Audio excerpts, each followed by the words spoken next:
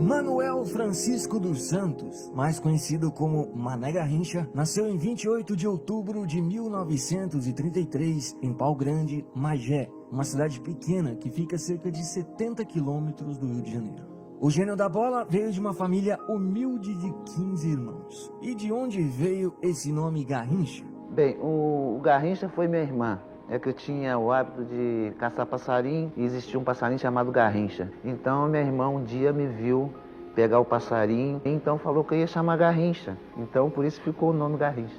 Sempre jogando bola com seus amigos e nos times locais, assim ele foi crescendo e se desenvolvendo. Um fato que não podemos esquecer de falar é que seu pai era alcoólatra. Então, Garrincha também desenvolveu o gosto por bebidas alcoólicas desde pequeno. Inclusive, na mamadeira, o pai dele colocava um pouco de bebida alcoólica justamente para o menino se acostumar a beber. Isso, obviamente, era uma grande ignorância na época que trouxe muitos e muitos problemas a Garrincha no futuro. Em 1950, Garrincha, que estava com apenas 16 anos, ouviu pelo rádio a decepção na final contra o Uruguai, que deixou o Maracanã calado. Nesse período, o ainda jovem Garrincha fez testes em muitos times, mas como ele tinha os joelhos tortos, todos pensavam que ele não conseguiria ser um bom jogador. Um detalhe importante é que realmente ele tinha esse problema. Suas pernas eram tortas devido aos joelhos. Um era torto para fora e o outro para dentro.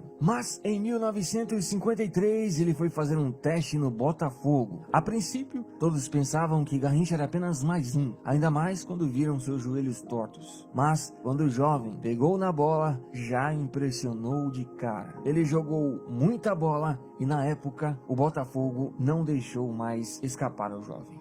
Eu nunca notei nada na minha perna torta. Depois que eu vim no Botafogo, o pessoal falou que eu tinha perna torta. Eu acho que ajudou bastante sim, porque enquanto os gringos olhavam para minha perna torta, dizendo que aquele cara não joga nada e tal, eu ia pegando a bola, ia passando por eles, ia fazendo meus gols, dando as bolas para fazer gol. Enfim, cheguei onde eu sou, com essa perna torta assim mesmo. Assim, ele já foi contratado para jogar no profissional do clube carioca. Em 1953, seu primeiro ano como profissional, apesar de já ter chegado jogando muita bola, o Botafogo não conseguiu títulos. Em 1954, ele não foi convocado para a Copa. No mesmo ano, conseguiu conquistar o torneio quadrangular internacional com o Botafogo. Em 1955, foi convocado pela primeira vez à seleção brasileira, mas no Botafogo passou o ano sem títulos, assim como também em 1956. Em 57 continuou jogando muita bola e Garrincha finalmente conseguiu conquistar um grande campeonato. Conquistou o Campeonato Carioca, sendo eleito o melhor jogador.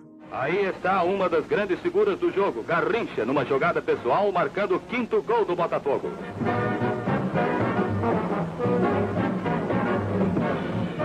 Em 58, um detalhe importante de se falar é que Garrincha não estava entre os convocados para a Copa. Mas, pela desistência de um jogador, ele foi convocado quase que na última hora. No começo da Copa, ele e Pelé não eram titulares. Mas, no terceiro jogo, isso não era mais problema. Garrincha e Pelé se tornaram titulares absolutos. E assim, jogaram juntamente com o grande Didi, o fino da bola. E como nós sabemos, levaram o Brasil finalmente ao primeiro campeonato mundial. Garrincha foi um dos melhores jogadores daquela Copa e já não era mais desconhecido para o público. Assim, ele passou a ser o grande Garrincha. Mas, se você não sabe, a fama não era algo que ele gostava. Senti famoso em 58, quando cheguei aqui. Depois fui para minha terra, Pau Grande. Senti que estava famoso porque, conversando com os amigos, um deles falava. E minha casa vivia muito cheia de gente. Eu saía também para fazer compra e viajava sempre de trem e sentia talvez assim, vinha cansado dos treinos e achava que o pessoal ali já não estava assim perturbando um pouco. Então eu me sentia um pouco cansativo da vida de ídolo.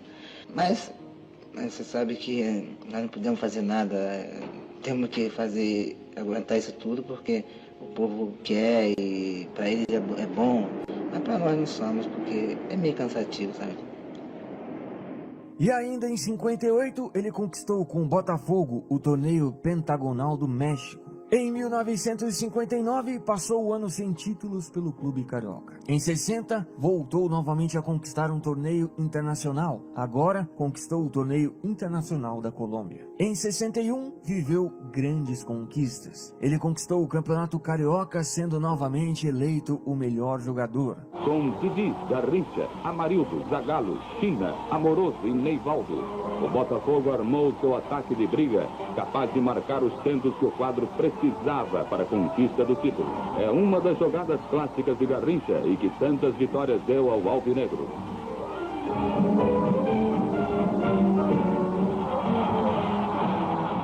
Conquistou também a Taça dos Campeões Estaduais Rio-São Paulo e o Torneio Internacional da Costa Rica. Ou seja, ele estava voando cada vez mais em campo. Assim, chegamos em 1962, o ano que Garrincha viveu seu auge no futebol. Nesse ano, pelo Botafogo, novamente conquistou o Campeonato Carioca, sendo eleito o melhor jogador.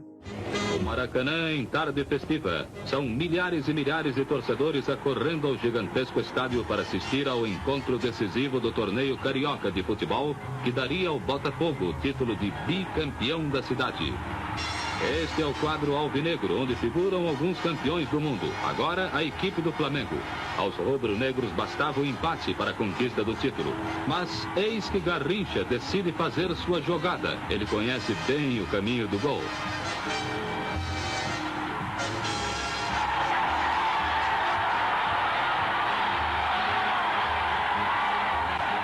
Garrincha, o incontrolável, o imarcável, o rompedor de defesas, abre o caminho da vitória. 1-0 para o Botafogo em apenas 10 minutos de jogo. Mas havia Garrincha em dia de gala.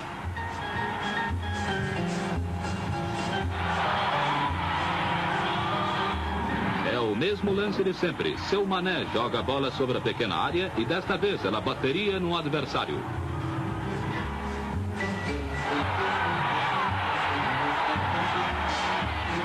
Mas na hora decisiva, o Botafogo sabe fazer gols. 3-0, estava garantido o bicampeonato. O Botafogo, time de craques, jogando um futebol da melhor qualidade, soube derrotar o Flamengo num encontro de gigantes, conquistando o bicampeonato carioca. Uma equipe que tem conjunto, que tem o incentivo da torcida e que tem ainda Garrincha, tem tudo para ser campeão. E conquistou o torneio pentagonal do México. Sem contar que pelo Campeonato Brasileiro foi eleito o melhor jogador. E eis que chegamos na Copa de 62. Logo no início da Copa, Pelé se lesiona, ficando assim as esperanças todas em Garrincha. E ele não desapontou. O bicho jogou demais, mas muita bola mesmo. Puxou a responsabilidade nos jogos mais importantes do Brasil e não se limitou a ficar apenas na ponta direita. Chegou até mesmo a sair e fazer gol fora de sua posição, algo que na época ele pouco fazia. Ele fez gol de perna esquerda, fez gol de fora da área, entortou seus marcadores, enfim, Garrincha foi simplesmente imparável naquela Copa. Muitos dizem que o Garrincha de 62 foi muito mais espetacular que o Maradona de 86. Também, naquela Copa, Garrincha terminou ajudando em muito o Brasil a se tornar bicampeão mundial. Garrincha terminou o campeonato em vice na artilharia e foi eleito o melhor jogador disparado daquele mundial.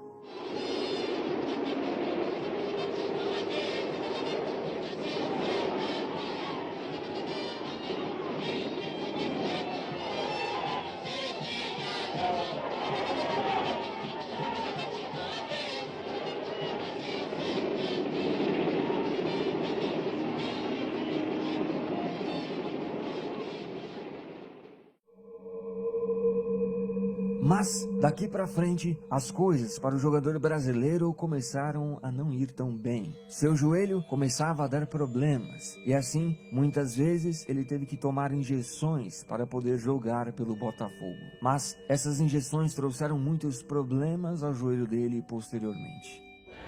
por tomar injeção no joelho, esperando, por exemplo, que aquilo não fosse nada, aquilo fosse uma coisa passageira. Então eu fui para a Europa e tive lá 6 jogos e tomei 6 injeções no joelho, porque o Botafogo naquela época pedia 15 mil dólares. Eu, como sempre bom, como sempre pessoa humana, eu chegava e pensava que era tudo, aquilo não passava de 4, 5 dias, estaria bom. Mas eu me prejudiquei bastante. Eu voltei pro Brasil, voltei bem mal mesmo. Em 63, o time passou o ano sem títulos. Em 64, conquistou o torneio Rio-São Paulo e alguns outros torneios locais. Mas, a essa altura, Garrincha jogava pouco pelo Botafogo, muito por causa de seu joelho que estava cada vez pior. Em 65, o Corinthians demonstrou interesse no jogador. E em setembro de 65, ele fez sua última partida pelo Botafogo. Aí então houve uma bola para Garrincha e seu Mané correu célere na direção do gol.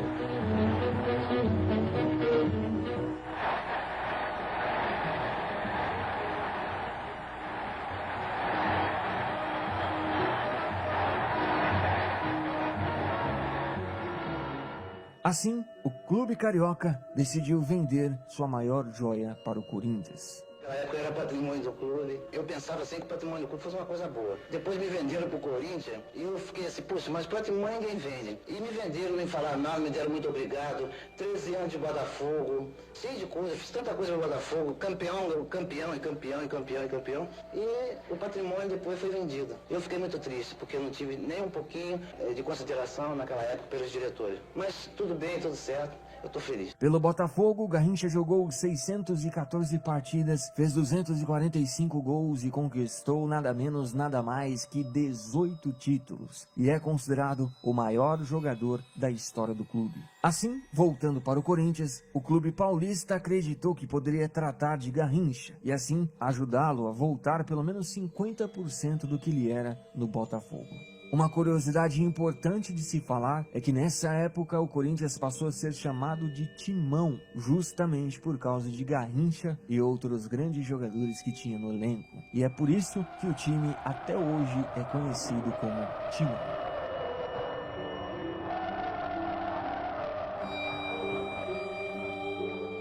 Apesar do Corinthians ter feito de tudo para ajudar o jogador com seu joelho, esse problema não deixou muito o futebol de Garrincha voltar. Mesmo assim, ele ainda fazia algumas partidas boas. Prova disso é que ele ainda foi convocado para a Copa de 66. Mas o Brasil naquela Copa foi uma decepção e todos perceberam de uma vez por todas que Garrincha já não era mais Garrincha. Depois que voltou da Copa, ele não conseguiu mais jogar com frequência no Corinthians. E assim, com o tempo, ele preferiu deixar o clube paulista. Pelo Corinthians, foram apenas 13 partidas e 2 gols. Depois, o jogador passou por alguns clubes, incluindo o Flamengo, onde jogou apenas 15 partidas e fez 4 gols.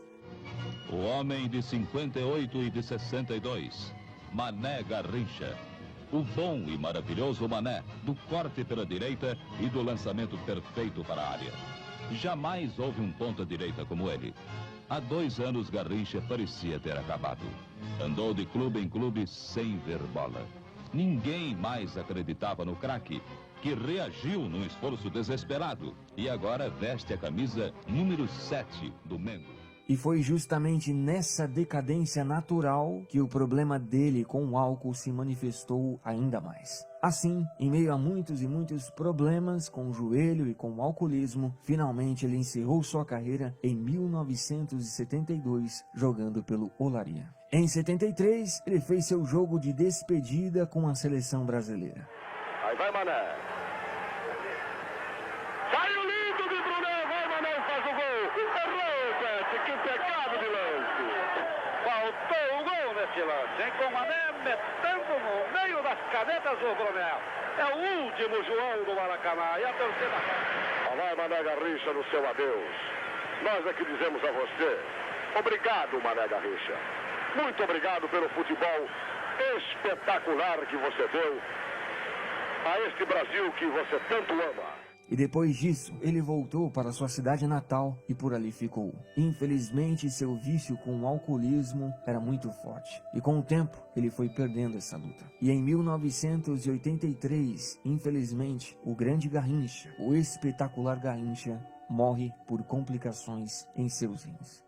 Neste momento, o corpo de Mané Garrincha deixa o Maracanã. Garrincha deixa o Maracanã. Pela última vez, debaixo de muita emoção, o caixão de Mané Garrincha é colocado num carro aberto do Corpo de Bombeiros. O povo canta a valsa de despedida para Mané Garrincha. Garrincha era um cara ingênuo, mas não bobo. Era um homem simples e muito puro. Talvez a maldade existente nele só fez mal para ele mesmo. Mas, sem dúvida nenhuma, foi um dos maiores da história. Não é à toa que ele, ao lado de Pelé, foi considerado o melhor de seu tempo. Temos a certeza absoluta que o seu futebol é algo eterno, jamais irá morrer. Afinal, Garrincha sempre vai ser Garrincha.